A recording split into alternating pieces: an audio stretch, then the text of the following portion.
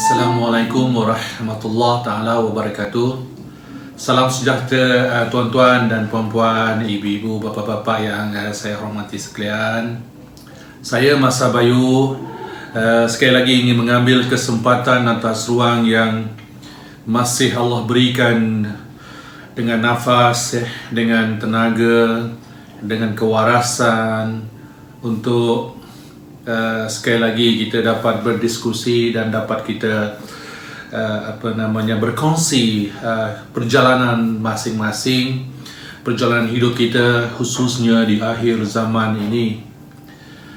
Terima kasih kepada tuan-tuan dan puan-puan, bapa-bapa, ibu-ibu yang masih lagi setia mengikuti perbincangan ilmiah daripada saya Masa Bayu.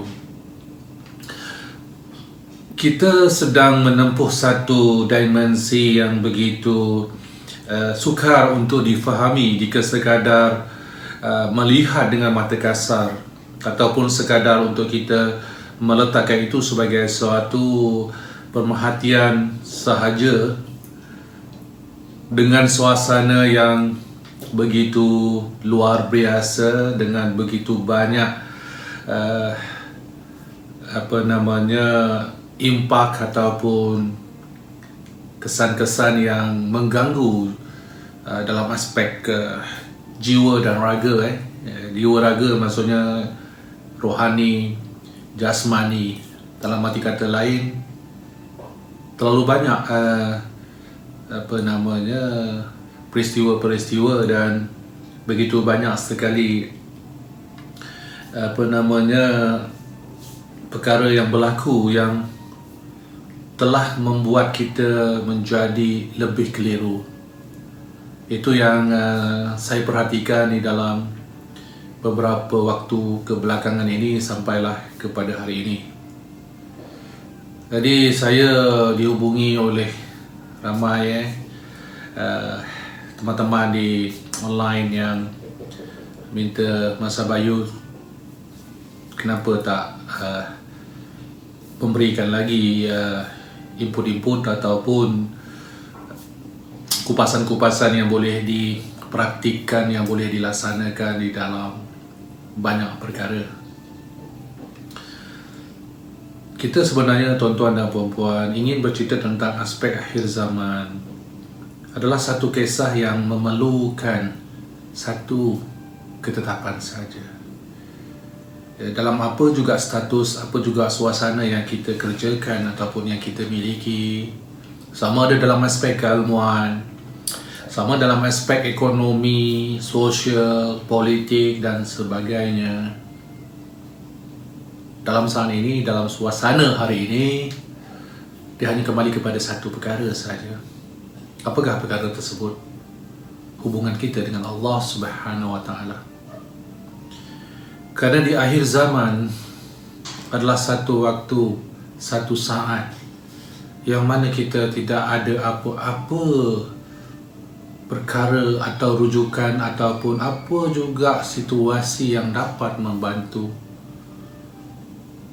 yang boleh kita pegang atau yang boleh kita jadikan sebagai penyelamat, melainkan satu sahaja, iaitu berpegang kepada tali Allah. Kita berpegang kepada tali Allah Subhanahu Wa Taala di akhir zaman. Hanya itu saja yang akan menyelamatkan kita. Bukan soal ilmuwan, bukan soal kelompok yang ramai, bukan soal siapa yang pandai, ilmuwan mana yang dapat membantu kita. Kerana pada akhir zaman tuan-tuan dan puan-puan, hanya Allah Subhanahu Wa Taala yang mampu menyelamatkan kita. Hanya Allah sahajalah tempat untuk kita merujuk dalam apa juga perkara.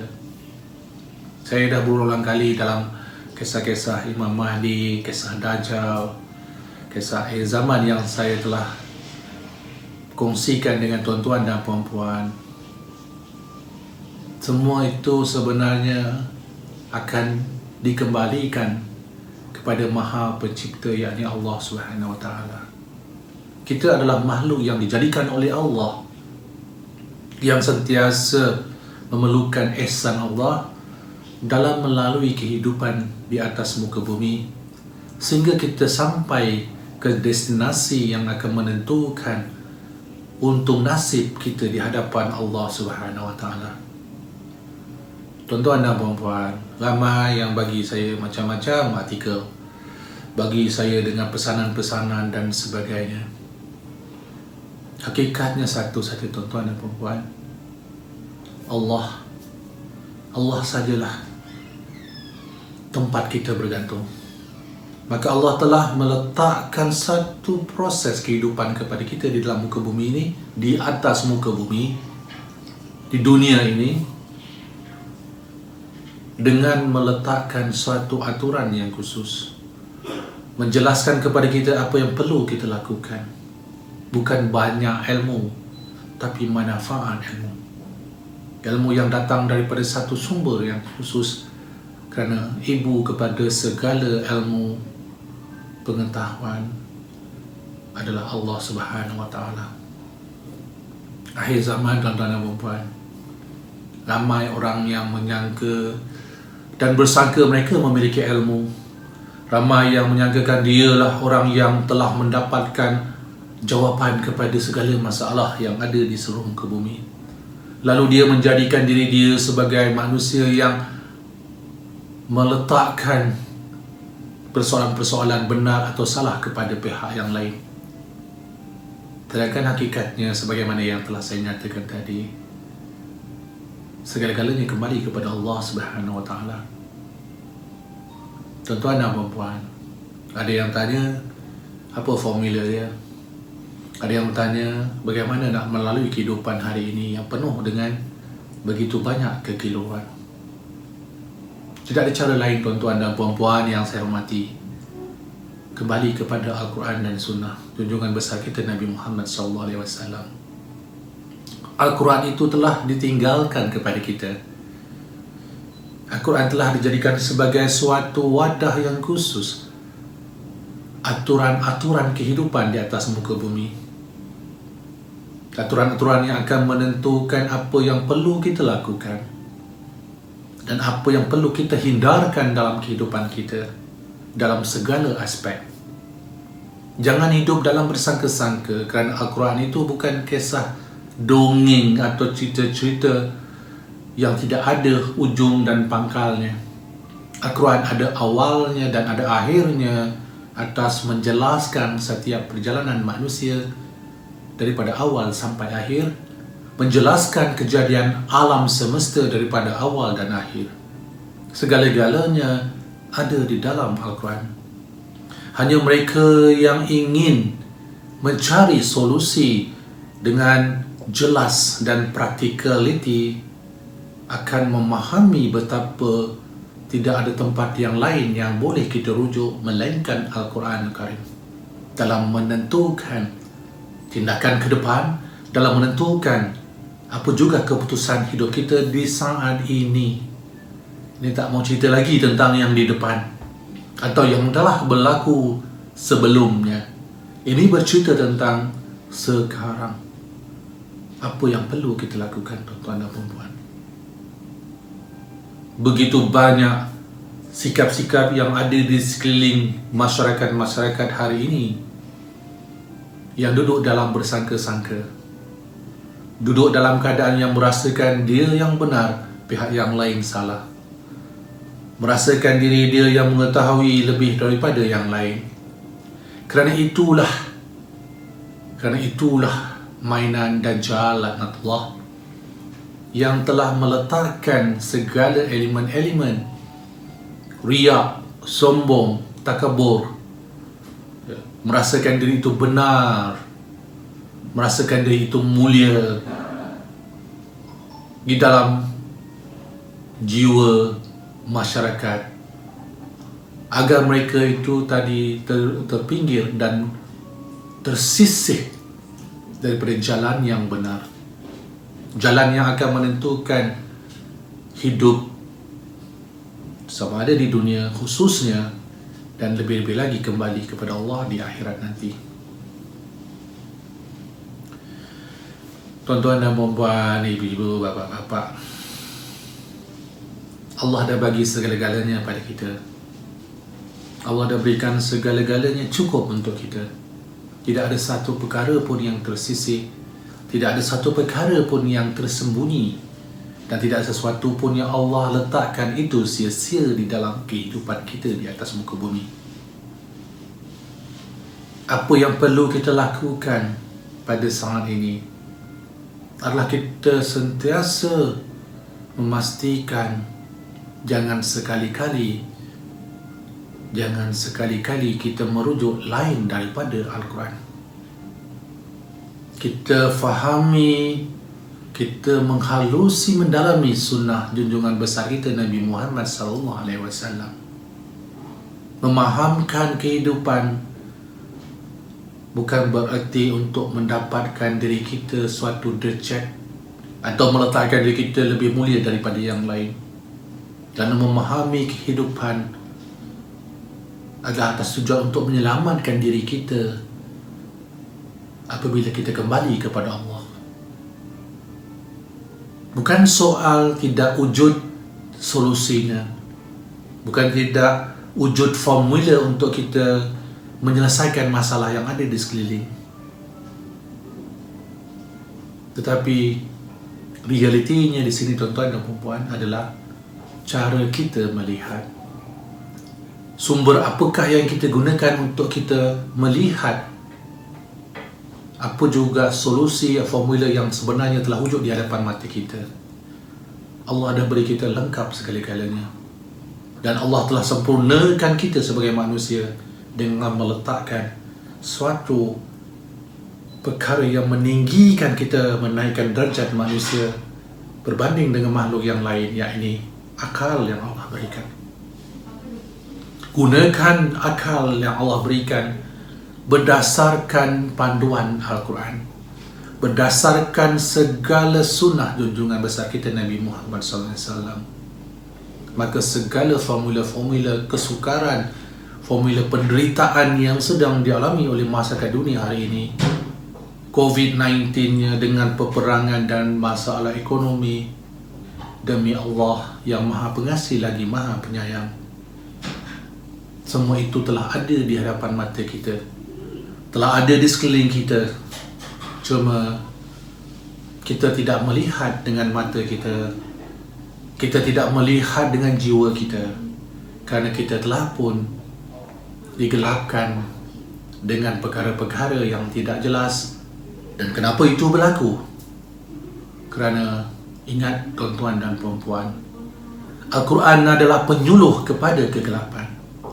Kita sedang berada di dalam kegelapan, maka kita sebenarnya tidak melihat apa-apa di sekeliling kita sekiranya kita tidak menggunakan Al-Quran, kerana Al-Quran adalah penyuluh kepada kegelapan di sekeliling perjalanan hidup kita. Tuan-tuan dan puan-puan yang saya hormati sekalian, kita jangan meletakkan kesalahan kepada mana-mana pihak di saat ini. Jangan kita meletakkan itu benar, itu salah, kerana sesungguhnya kesalahan dan kebenaran itu tadi hendaklah mempunyai paksi yang khusus. Dan di manakah paksi tersebut? Paksi itu hendaklah kita kembalikan, kita lihat, rujuk kembali, kita buat analisa sepenuhnya secara saintifik, secara khusus, empirical prosesnya daripada Al-Quran. Hari ini kita menghadapi kesukaran, kita berlari ke kiri, berlari ke kanan, kita cuba mencari orang tertentu, kelompok tertentu untuk menyelamatkan diri kita, sedangkan Allah telah berikan kita Al-Quran. Tinggalkan kita segala jawapan atas apa juga situasi saat ini untuk kita lalui. Maaf jika ada yang merasa tersinggung, tetapi sesungguhnya jawapan kepada apa yang kita cari tidak perlu kita jauh-jauh perginya, tidak perlu kita melihat jauh daripada sekeliling kita. Ambillah cermin, lihatlah cermin, maka daripada cermin itu pantulan wajah siapakah yang kita lihat? Maka daripada cermin itulah akan memberikan kita satu formula yang khusus untuk mengetahui diri kita, untuk memahamkan diri kita. Maka kita akan mengenal wajah kita dengan melihat pantulan daripada cermin. Maka disitulah hubungan kita dengan Allah Subhanahu Wa Taala. Hubungan kita untuk melengkapkan perjalanan, menyelesaikan segala masalah adalah dengan mencerminkan Al-Quran di dalam kehidupan kita. Melihat Al-Quran itu pada diri kita. Adakah kita telah melaksanakan apa yang ada di dalam Al-Quran? Adakah kita telah melihat sejelas-jelasnya cerminan bagi diri sendiri, ataupun kita sebenarnya bercerminkan sesuatu yang lain daripada Al-Quran? Kita melihat wajah seseorang, kita melihat sosok seseorang, kita rasa orang itu sangat mulia, kita ingin menjadi sebagaimana orang tersebut, dan akhirnya sosok itu menjadi cerminan bagi kita. Maka tuan-tuan dan puan-puan, Allah jadikan setiap hamba-hambanya dengan kelebihan masing-masing, dengan meletakkan kesamarataan. Allah Maha Adil. Maka diri kita adalah sebaik-baik kejadian yang telah Allah jadikan di atas muka bumi. Kita tidak akan mampu menjadi orang lain. Tuan-tuan dan perempuan tak mampu jadi Albert Einstein. Tuan-tuan dan perempuan tak mampu jadi Jack Ma contohnya. Tak mampu menjadi siapa lagi yang tersohor hari ini, ya, ramai lagi ilmuwan besar. Tak mampu jadi Al-Khwarizmi, tak mampu nak jadi orang lain. Pada berbalik kepada persoalan tadi, kita melihat cermin adalah wajah kita. Maka kita lihat sesiapa sekalipun, guru mana sekalipun, pihak mana sekalipun, kita tidak akan mampu menjadi diri mereka. Kita tidak akan dapat lihat cermin yang memaparkan wajah yang lain daripada wajah kita sendiri apabila kita berhadapan dengan cermin. Maka cermin yang akan memantulkan, memberikan refleksi yang tepat 100% menunjukkan wajah kita adalah cermin yang kita lihat hari-hari waktu pagi. Bila kita bangun daripada tidur, kita dah bersiap-siap mandi, maka kita melihat cermin wajah kita dipantulkan tanpa ada satu pun kekurangan, 100%. Tetapi bila kita melihat lain daripada situ, bukan pada cermin yang biasa, maka kita akan menghadapkan wajah kita pada seseorang. Contohnya, kita tanya dengan beliau, macam mana wajah saya hari ini? Maka dia akan katakan, oh, wajah kamu hari ini nampaknya pucat. Oh, wajah kamu hari ini nampaknya ada kedutan, ada sedikit tanda, mungkin ada parut dan sebagainya.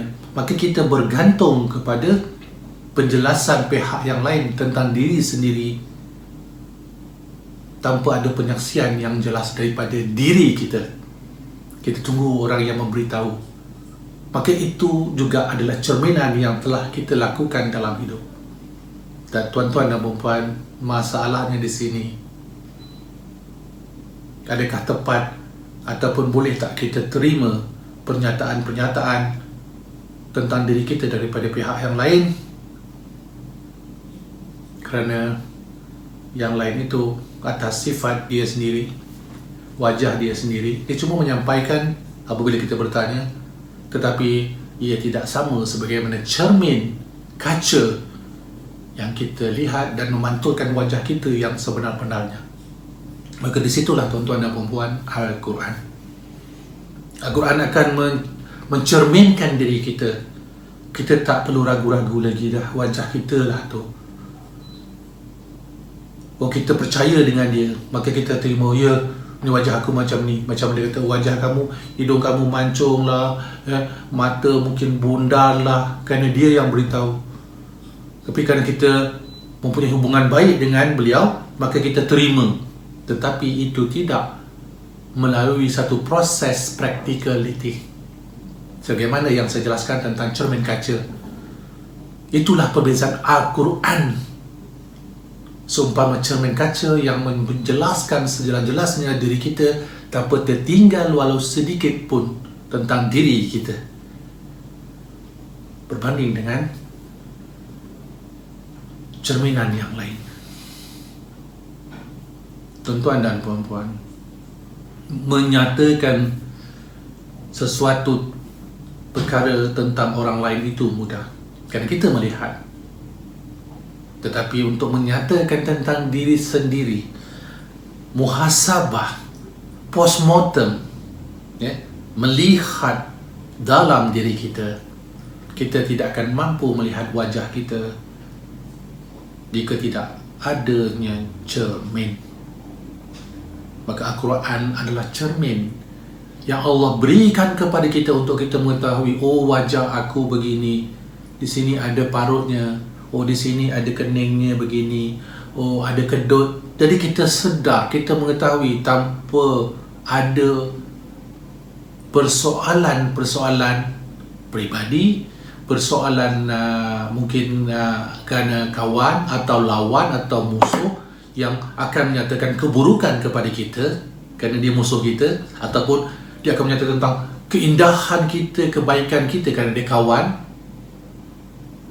Maka di situ akan hilang keseimbangan, berbanding dengan cermin kaca. Dan itulah cerminan Al-Quran di dalam hidup kita. Kerana ini ingin saya persembahkan persoalan akhir zaman, menjangkau sesuatu yang luar daripada realiti. Itu adalah tugasan-tugasan yang tidak Allah berikan kepada kita. Allah berikan kita akal untuk berfikir, menilai setiap tindakan, menilai setiap apa yang kita lakukan. Dan daripada situ, kita yang bertanggungjawab atas apa yang kita kerjakan. Bukan soal meletakkan diri kita, derajat kita lebih tinggi daripada orang lain, menceritakan aku merasakan begitu sedih melihat masyarakat dunia hari ini. Aku rasa ramai dah tak ikut jalan baginda Rasulullah. Kita bercerita dengan orang lain, menyatakan begitu, maka kita sebenarnya tanpa kita sedar, kita telah pun meletakkan hukuman pada perkara yang sebenarnya kita sendiri pun masih lagi dalam proses perjalanan hidup di atas muka bumi, dan belum tentu lagi kita akan selamat di hadapan Allah. Maka kita perlu lakukan apa yang perlu kita lakukan, bersandarkan kepada Al-Quran dan akhlak yang dibawa oleh junjungan besar kita Nabi Muhammad SAW.